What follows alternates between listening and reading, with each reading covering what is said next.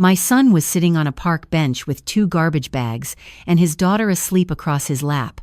I almost drove past him. The morning light was thin and gray the way it gets in October in Ottawa, and I had my coffee in one hand and my phone buzzing in the other, and then I saw the red of his jacket and I knew.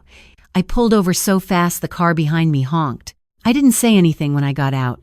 I just looked at him, at the dark circles under his eyes, at my granddaughter, curled up with her knees tucked to her chest, at the 2 garbage bags sitting in the damp leaves beside the bench like they'd been thrown there, which, I later learned, they had. "Mom," he said. "Get in the car," I said. He woke up my granddaughter gently, the way he always did, and she blinked at me with those big eyes and said, "Grandma, are we going to your house?" And I said, "Yes, sweetheart, we are absolutely going to my house." And I picked up one of the garbage bags myself and carried it to the trunk without another word. We drove in silence for a few minutes. My granddaughter fell back asleep in the back seat. The radio played something soft and I turned it off. "Tell me everything," I said. He took a long breath. He was 34 years old and he looked 60. He told me his mother-in-law had asked them to move into the family property in Canada 2 years ago, after my granddaughter was born. Said it made sense. Said she wanted to help with the baby. Said the arrangement would be temporary. His wife had wanted it. He'd had doubts, but he loved his wife, and he trusted her, and he thought her mother, for all her sharp edges, meant well. She had not meant well. What his mother-in-law had done over those 2 years was slow and deliberate. She'd started with small things, the way she spoke to my son in front of his wife, the quiet comments about how he didn't earn enough, how he didn't understand their family's way of doing things. My son worked in project management for a civil engineering firm. He made a good living, but his mother-in-law had money the way some people in this country do, quietly and completely, and she used it the way a person uses a thumb on a scale. Then, 3 weeks ago, she'd sat them both down and told my son that the property they were living on was being transferred into a family trust. His name was not on it. His name had never been on it. And since the trust now formally excluded him, she felt it would be best if he found alternative arrangements. She said this like she was suggesting he try a different brand of coffee. His wife had said nothing. She sat beside her mother and said nothing. He'd asked for time to find a place. His mother-in-law said he had until the end of the week. He'd asked his wife that night, alone in their room, what she was going to do. She'd told him she couldn't go against her mother. She told him her mother had always taken care of her and she couldn't throw that away. He'd left with 2 garbage bags and his daughter on a Friday morning, while his wife watched from the front window and did not come outside. I listened to all of it. I kept both hands on the wheel. I did not cry and I did not say what I was thinking, which was that I had met that woman exactly 4 times, and every single time I'd felt something cold in the back of my neck that I had ignored because my son was happy, and you do that when your child is happy. You push down the cold feeling, and you smile at Sunday dinners. I should have listened to my neck. "Do you know if your wife signed anything?" I asked. He looked at me. "What do you mean?" "The trust documents. The property transfer. Did she sign?" He said he didn't know. He said everything had happened so fast. I nodded and said nothing more until we got home. I'm 63 years old. I spent 31 years as a senior property lawyer at a firm in downtown Ottawa before I retired. I have reviewed more real estate transactions, trust documents, and estate transfers than I could count if I tried. My ex-husband used to joke that I knew more about people's financial lives than their accountants did. He wasn't wrong. I say this not to be proud, though I am, a little. I say it because when my son told me the story on that drive home, something clicked into place the way it always did, a kind of professional recognition, the way a doctor hears a symptom and knows before the tests come back what they're looking at. I had a feeling his mother-in-law had made a mistake. I just didn't know how big a one yet. I got my granddaughter settled in the spare room with cartoons and crackers and her favorite stuffed rabbit, which my son had thought to grab even in his worst moment, because that's the kind of father he is. Then I made tea and sat at my kitchen table, and I called a former colleague of mine named Patricia, who now worked in estate and trust law on the civil side. "I need a favor," I told her, quietly. Patricia and I had been junior associates together in 1989. She owed me more than one favor, and she knew it, and she said, "Tell me what you need." I told her the situation as I understood it: the property in Canada, the family trust, the transfer, the timeline. Patricia listened without interrupting, which was how I knew she was already thinking. "When did they move in?" she asked. 2 years ago.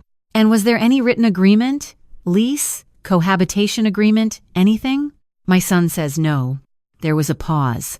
Then Patricia said, "You might be looking at an unjust enrichment claim. If he contributed to the household financially, labor, childcare, and there was a reasonable expectation of security of tenure, the trust transfer doesn't necessarily clean the slate."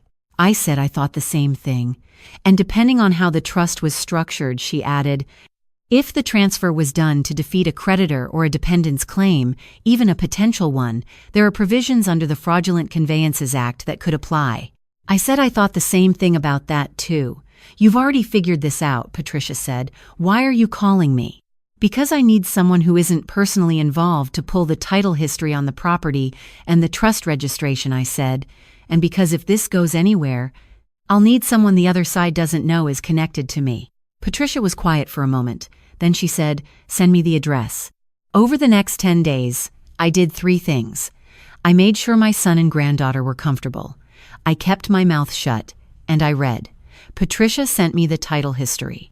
The property had been registered in his mother-in-law's name alone, which was expected, but the trust had been registered 11 days before my son was asked to leave, which meant it had been drawn up weeks before that, while my son was still living there, still paying a portion of the utilities and groceries, still putting his daughter to sleep in a room he believed was his home. The trust documents listed 2 beneficiaries, his mother-in-law and his wife. Not my granddaughter. That was interesting. Patricia confirmed what I suspected. The trust had been structured in a way that technically bypassed my granddaughter as a future beneficiary. If my son and his wife divorced, which, given the circumstances, seemed increasingly likely, my granddaughter would have no automatic claim on that property through her mother's share. It had been structured that way deliberately.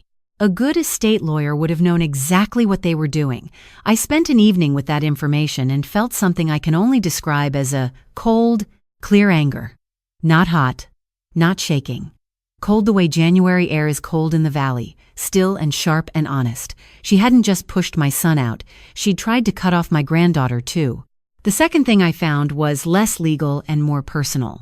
My son, at my gentle encouragement, had begun keeping a record of every expense he'd contributed to during those 2 years.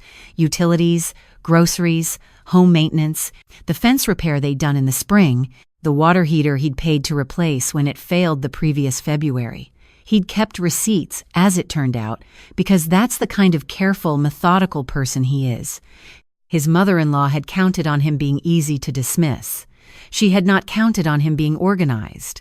The third thing I found came from a source I won't fully identify, except to say that Ottawa, in certain professional circles, is a smaller city than it appears.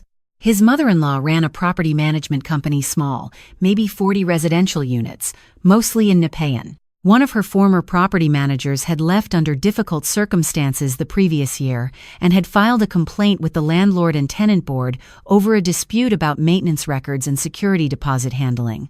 The complaint had been settled quietly, but the details of what had been alleged, which were still part of the semi-public record, suggested a pattern of conduct toward tenants that did not reflect well on her.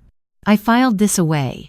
Patricia connected me with a family law colleague of hers named Daniel, who specialized in property disputes arising from relationship breakdown. I met him on a Tuesday morning at a coffee shop near the Byward Market and brought everything we had: the title history, the trust documents, my son's expense records, the timeline. Daniel read through it slowly. He had the manner of someone who had heard a great many difficult stories and was not easily surprised by them. "Your son has a legitimate claim here," he said when he finished. "It won't be simple, but the timeline on the trust registration is significant. And the contribution record is better than most clients walk in with." "What about my granddaughter?" I asked. He was quiet for a moment. "Family law will need to address custody and the long-term financial picture separately. But the trust structure and how it affects her future interests, that's worth examining as part of the broader picture." "What do I need to do?" I said. He told me. I listened carefully. "I want to be honest about something. I am not a vengeful person by nature. I have seen enough of what bitterness does to people over the course of a long career, how it curdles, how it costs the person carrying it more than the person it's aimed at. I did not go into the next part of this wanting to destroy anyone. I wanted my son treated fairly. I wanted my granddaughter protected. I wanted the woman who had systematically, deliberately engineered my son's humiliation to understand that there are consequences for that kind of conduct. That is different from revenge. I want to be clear about that. My son did not know everything I was doing. I told him I was making some inquiries. I told him to let me handle it and to focus on his daughter. He trusted me. That trust was not something I took lightly. Daniel sent a formal letter to his mother-in-law's lawyer. She had one. Of course she had one in early November. It outlined my son's position, the unjust enrichment claim, the contribution records, and a proposed path to resolution that did not require litigation. It also noted carefully that the timeline of the trust registration would be of interest to the court if the matter proceeded. I was told later that she received the letter on a Wednesday and called her lawyer 4 times before noon. She had not expected this. That was clear from what came next. Her lawyer's initial response was dismissive standard posturing, nothing unusual. But within 2 weeks, the tone shifted. They began asking for documentation. They began asking questions that told Daniel they were concerned about the trust timeline. They stopped dismissing and started calculating. In early December, my son received a call from his wife for the first time since he'd left. She sounded different on the phone, quieter than he remembered. She asked if they could talk. He told her he was open to talking. He was calm about it. I had told him, "Be calm. Whatever you feel, be calm." They met twice before Christmas. His wife told him she hadn't fully understood what her mother had done, or how it had been done. I don't know how much I believe that, and it's not my place to say. That is between them. What I know is that she began to understand, in those weeks, that her mother had made decisions that affected not just my son but her own daughter. That shifted something in her. His mother-in-law had not predicted that either. In February, a mediation was arranged. Patricia attended as a consulting advisor. Daniel represented my son formally. On the other side of the table was his mother-in-law, her lawyer, and his wife. His mother-in-law walked in the way people do when they've spent decades being the most powerful person in the room, composed, slightly impatient. She looked across the table at my son, and I could see, even from where I was sitting, a floor below in the building lobby, I could imagine exactly what she expected to happen. What happened instead was Daniel walked through the claim quietly and methodically, the way a good lawyer does, without drama, without raising his voice. He laid out the contribution evidence. He addressed the trust timeline. He noted the Fraudulent Conveyances Act provisions. He noted what a prolonged public proceeding would mean for a property manager who was already subject to a prior complaint at the Landlord and Tenant Board. That last part landed the way I hoped it would. The mediation took 4 hours. At the end of it, the following was agreed. My son would receive a settlement reflecting his documented contributions to the household, which covered more than 2 years of receipts and records.